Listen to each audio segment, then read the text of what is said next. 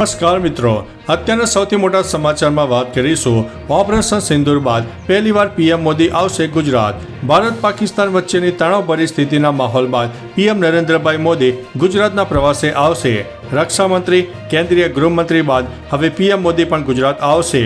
26 મેના રોજ પીએમ મોદી દાહોદનો પ્રવાસ કરશે અને ત્યાં રેલવે વર્કશોપનું લોકાર્પણ કરશે। સાથે વડાપ્રધાન નરેન્દ્રભાઈ મોદી ગુજરાત પ્રવાસ દરમિયાન વિકાસના વિવિધ કાર્યોનું પણ લોકાર્પણ કરવાના છે। મિત્રો, અન્ય મહત્વના સમાચારની વાત કરીએ તો હૈદરાબાદ આગમાં કહેવાય છે કે ઘણા લોકોને નુકસાન થયું છે। પીએમ મોદીએ દુઃખ વ્યક્ત કર્યું છે। પ્રધાનમંત્રી મોદીએ હૈદરાબાદના 4 મીનાર વિસ્તારમાં ગુલજાર હાઉસમાં લાગેલી આગની ઘટના પર ઊંડો શોક વ્યક્ત કર્યો છે। તેમણે દુઃખ સાથે લખ્યું છે કે આ ઘટનાને લઈને તે ખૂબ જ દુઃખી છે। પ્રધાનમંત્રીએ મૃતકોના પરિવારજનોને 2 લાખ રૂપિયાની સહાયની જાહેરાત કરી છે અને ઘાયલોને 50,000 રૂપિયાની સહાય આપવામાં આવશે। તેઓએ ઘાયલોને ઝડપથી સ્વસ્થ થવાની પણ પ્રાર્થના કરી હતી। મિત્રો, અન્ય મહત્વના સમાચારની વાત કરીએ તો યુદ્ધ વિરામ બાદ ભારતનું નિર્ણાયક યુદ્ધ થશે। ભારત અને પાકિસ્તાન વચ્ચે યુદ્ધ વિરામ ચાલી રહ્યું છે, છતાં પણ પાકિસ્તાન તરફથી સરહદ પર અડપલા કરવામાં આવ્યા છે। હવે ભારત અને પાકિસ્તાન વચ્ચેના યુદ્ધને લઈને સ્વામી યોની મોટી ભવિષ્યવાણી કરી છે। તેમણે કહ્યું છે કે હાલમાં બંને દેશો વચ્ચે યુદ્ધ વિરામની સ્થિતિ છે, તે લાંબો સમય રહેશે નહીં। બંને દેશો વચ્ચે ફરીથી યુદ્ધ થશે, જેમાં ભારતની જીત થશે। પાકિસ્તાનના આખાઓ જ તેમના અંદરો અંદર ઝઘડે છે। મિત્રો, અન્ય મહત્વના સમાચારની વાત કરીએ તો ગૃહપ્રધાને ગોઝારા નર્સિંગ કોલેજના નવનિર્મિત ભવનનું ઉદ્ઘાટન કર્યું। કેન્દ્રીય ગૃહમંત્રી અમિત શાહના ગુજરાત પ્રવાસનો બીજો દિવસ હતો।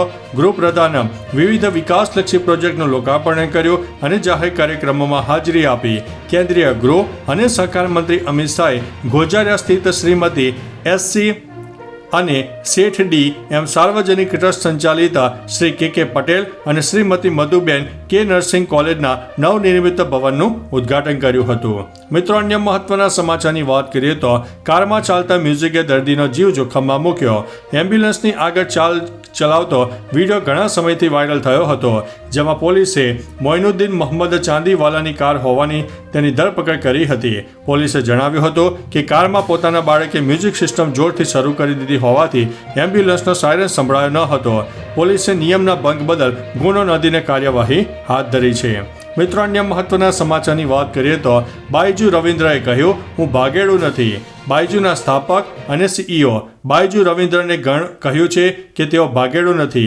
તેમણે પોતાની ઉપરના ભાગેડુના આરોપોને નકારી કાઢ્યા છે। બાયજુ રવિન્દ્રએ કહ્યું છે કે આ એક ખોટી કહાનીનો ભાગ છે, જે મુશ્કેલીમાં મુકાયેલી તેમની એડટેક કંપની પર નિયંત્રણ મેળવવા માટે ચલાવવામાં આવી રહી છે। એએનઆઈને આપેલા ઇન્ટરવ્યૂમાં રવિન્દ્રએ કહ્યું છે કે કંપનીની છબી ખરાબ કરવાના પ્રયાસો પાછળ કેટલાક અમેરિકા સ્થિત લોકોનો હાથ પણ છે। મિત્રો, અન્ય મહત્વના સમાચારની વાત કરીએ તો ધારાસભ્યએ કહ્યું, અધિકારીઓ ગાંઠતા જ નથી। મહેસાણામાં જિલ્લા સંકલન તેમજ ફરિયાદ સમિતિની બેઠકમાં સૂચના આપવામાં આવી કે ધારાસભ્યે રજૂઆત કરી છે કે અધિકારીઓ તેમનું સાંભળતા નથી। મોઢેરા રોડ પર વરસાદી લાઇનનું કામ મુદ્દે રજૂઆત થઈ હતી, જેની ફાઇલ અધિકારીઓએ તેમના ટેબલ પર મૂકી રાખતા રજૂઆત કરવામાં આવી। પડતર કામો અને રજૂઆતને લઈને જિલ્લા કલેક્ટર તરફથી સત્વરે નિરાકરણ માટે જે તે અધિકારીને સૂચના આપવામાં આવી હતી। મિત્રો, અન્ય મહત્વના સમાચારની વાત કરીએ તો સગીરા જોડે અડપલા કરનાર વૃદ્ધની ધરપકડ કરવામાં આવી છે।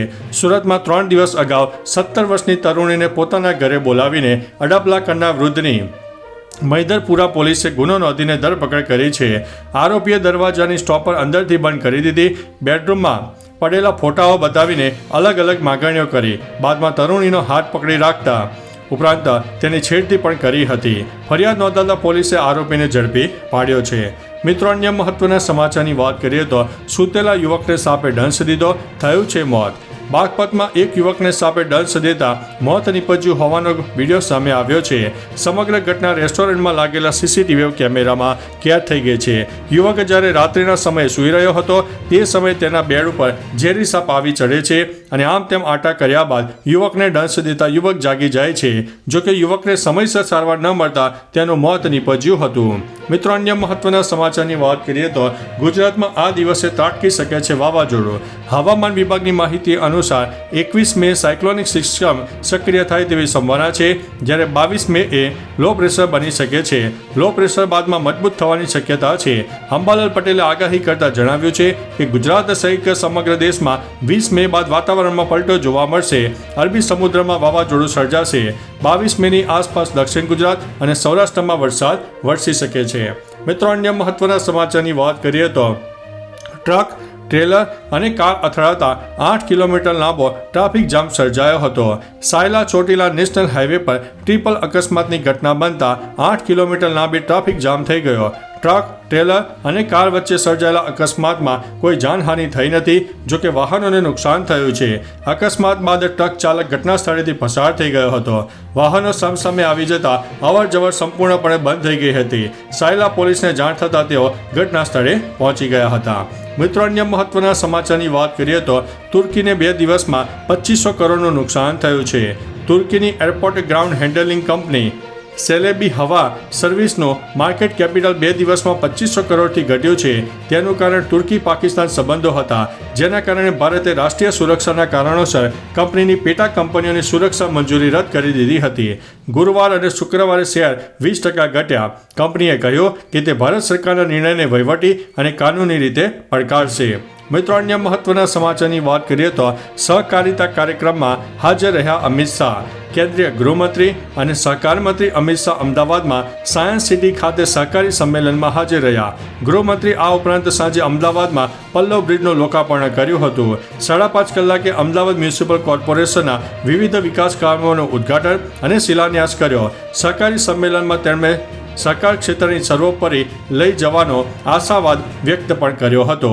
મિત્રો, અન્ય મહત્વના સમાચારની વાત કરીએ તો નકલી દારૂ બનાવતી મિની ફેક્ટરી પર LCBનો દરોડો સામે આવ્યો છે. જામનગર પંથકમાંથી કનસુમરા ગામ નજીક નકલી વિદેશી દારૂ બનાવતી મિની ફેક્ટરી પર LCBએ દરોડો પાડ્યો, જ્યાં નકલી વિદેશી દારૂ બનાવવાની મિની ફેક્ટરી ઝડપાઈ.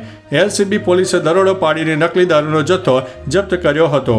તો કહી શકાય છે કે નકલી દારૂ પીને લોકોના મોત પણ થઈ શકે છે. આ 3 આરોપીઓ ગ્રામ્ય પંથકમાં એક શેડ ભાડે રાખીને નકલી દારૂ બનાવવાની ફેક્ટરી ચલાવતા હતા. મિત્રો, અન્ય મહત્વના સમાચારની વાત કરીએ તો RT એડમિશન માટે આવકના દાખલાનું કૌભાંડ. RTનો લાભ લેવા માટે બનાવટી આવકના દાખલાઓ કાઢી આપવાનું મોટું કૌભાંડ હવે નર્મદા જિલ્લામાં બહાર આવ્યું છે. આ કૌભાંડ સામેની કાર્યવાહી કરતા જિલ્લા શિક્ષણ વિભાગે પ્રથમ રાઉન્ડમાં મંજૂર થયેલી 29 અરજી રદ કરી છે. આ ઉપરાંત સમગ્ર મામલે 5 આરોપી સામે ફરિયાદ નોંધાઈ છે. આ મામલે SP દ્વારા ગંભીરતાથી લઈને SITની રચના કરવામાં આવી છે, જેમાં મુખ્ય સૂત્રધાર દર્પણ પટેલ સહિત 5 આરોપીઓ ફરાર છે. મિત્રો, અન્ય મહત્વના સમાચારની વાત કરીએ તો વાહનો માટે PUCની જરૂર રહેશે કે નહીં.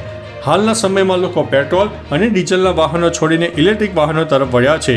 આવામાં સવાલ થાય કે ઇલેક્ટ્રિક વાહનોમાં PUC એટલે કે પોલ્યુશન અંડર કંટ્રોલ સર્ટિફિકેટ જરૂરી છે કે નહીં. તો તેના સવાલનો જવાબ છે એ તમને અહીં મળી જશે. PUC એવા વાહનો માટે જરૂરી છે જે વાહનોમાં ઇંધણ તરીકે પેટ્રોલ અથવા ડીઝલનો વપરાશ થતો હોય. ઇલેક્ટ્રિક વાહનમાં PUCની કોઈ જરૂરિયાત રહેતી નથી. તો ચાલો મિત્રો, ફરીથી દેશ અને દુનિયાના સુપરફાસ્ટ સમાચાર લઈને મળતા રહીશો. ત્યાં સુધી અમને રજા આપશો. નમસ્તે.